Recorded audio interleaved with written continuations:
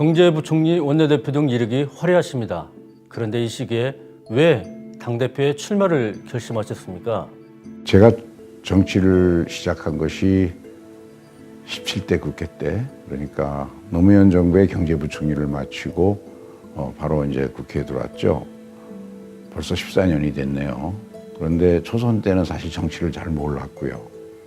또 중간에 1년 반 동안 교육부총리로 일했었기 때문에 당이 분열되고 그로 인해서 2006년 지방선거부터 시작해서 연이어 큰 선거에서 패배하면서 정권이 넘어갔거든요.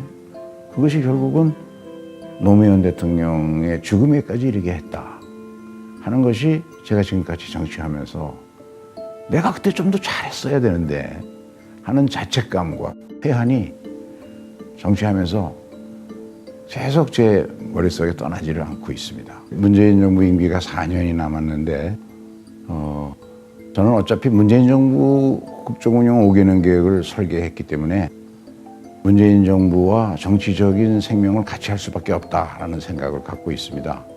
그런데 문재인 정부가 맞을 수 있는 가장 큰 위기가 저는 2020년 4월 총선이라고 생각합니다. 문재인 대통령이 6.13 지방선거의 압승을 놓고 등골이 서늘할 정도의 두려움을 느낀다고 말씀했을 때 저도 사실은 똑같은 두려움을 느꼈습니다. 그것은 현재의 여러 가지 경제 지표나 경제 여건들이 1년 9개월 안에 경제가 개선돼서 국민들이 체감 성과를 느끼도록 만들 수 있느냐? 결코 만만한 일이 아니기 때문에 그렇습니다.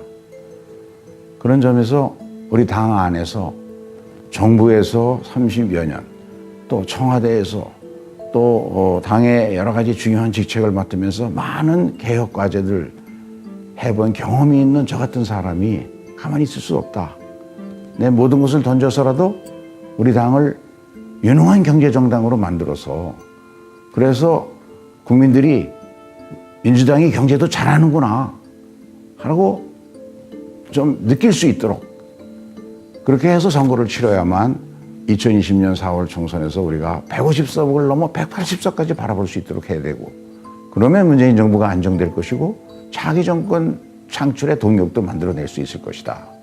그런 생각으로 제가 가지고 있는 모든 경험, 열정 마지막으로 이 일에 쏟아붓자 이런 각오로 출마를 결심하게 됐습니다. 문재인 정부는 다 잘하는데 경제를 걱정하는 사람들이 많습니다. 문재인 정부는 지난 1년 동안 최저임금 인상, 노동시간 단축 등 소득 주도 성장 정책을 펼쳤는데요. 여기에 대해서 말들이 많습니다. 어떻게 생각하십니까? 그동안 문재인 정부가 이 장기 저성장의 늪에서 경제를 반전시키려면 IMF나 국제금융기관들이 국내의 재벌 중심의 이윤주도 성장 정책 갖고는 안 된다. 포용적 혁신 성장이 필요하다라는 권고를 해왔고 문재인 정부는 그것을 받아들여서 이제 경제의 수요 면에서는 소득주도 성장 정책을, 경제의 공급 면에서는 혁신주도 성장 정책 두 개의 날개로 날아가려고 하고 있습니다. 그런데 소득주도 성장을 주로 작년에 실시를 했는데 이 정책은 5천만 모두에게 적용되는 정책입니다. 따라서 그 속성상 결과는 한 3년은 있어야 나타나고 그리고 그로 인한 부작용 이것은 집중적으로 초기에 나타나기 때문에 지금 어려움을 겪고 있는 게 사실입니다. 근데 이러한 소득주도 성장의 문제를 극복하면서 국민들이 경제 성과가 개선된다 하는 것을 피부로 느끼게 만들려면 그러면 혁신 성장이 빨리 나타나야 되는데 혁신 성장의 여러 가지 부분 중에서 특히 중요한 것은 4차 산업혁명 시대의 창의와 융합의 스피릿을 가지고 우리 경제를 이끌어 나갈 핵심 전사들, 중소벤처 창업 열풍을 일으키는 것이 가장 중요한 과제라고 생각합니다. 우리나라의 금융기관들이 중소기업에 돈을 지원하는 내용을 분석해보면 90%가 넘게 융자의 방법으로 들어갑니다. 투자는 10%에도 미달하죠. 근데 선진국들은 투자의 비율이 60%를 넘습니다.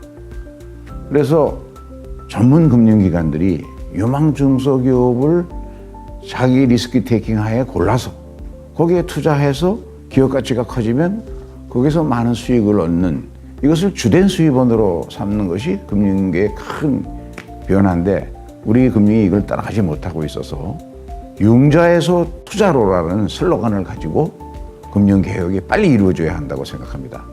그렇게 되면 금융기관들이나 대기업의 여유자본들이 중소벤처 창업가들을 찾아서 이 시장에서 자금의 선순환이 이루어지게 되고 중소벤처 창업 열풍을 통해서 성공한 기업들이 내년 초부터 생겨나게 되면 대기업이 갖고 있는 여러 가지 문제들, 가령 오너리스크라든가 또는 규모가 커져서 오는 시키는 일만 하는 관료제의 병폐, 이런 것들이 많이 치유되는 것이 선진국의 일반적인 경험입니다.